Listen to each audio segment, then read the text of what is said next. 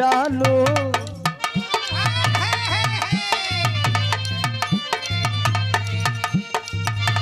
का करतारू धनी का करतारू धनी हमसे बतावना। ये आपस का मैटर है, आप लोग काय बतिया बताइए।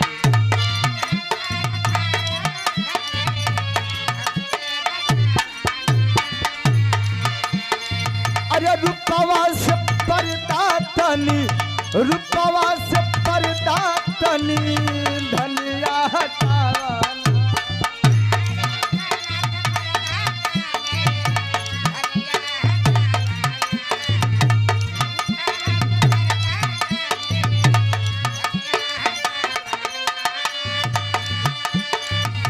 का करतारू धनी अबले बतावना।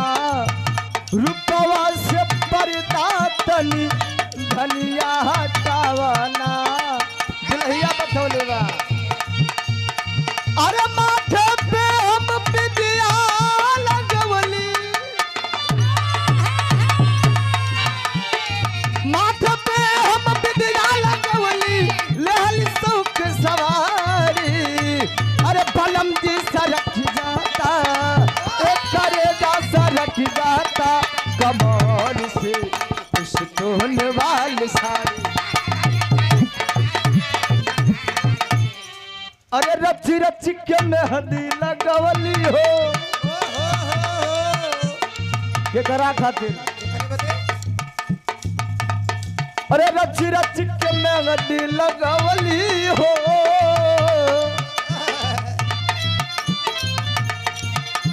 रच रच मेहंदी लगवली हो सोलह सिंगारी सजा।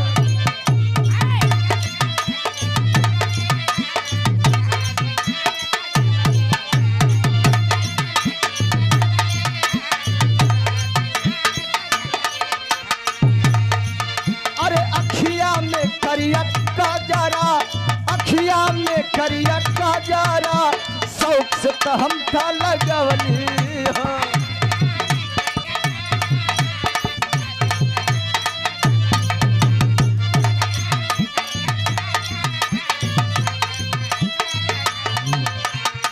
माथे पे हम बिंदिया लगवली, माथे पे हम बिंदिया लगवली लहल सौख सवारी। अरे पलम जी सरक जाता सजन जी सरक जाता कबार से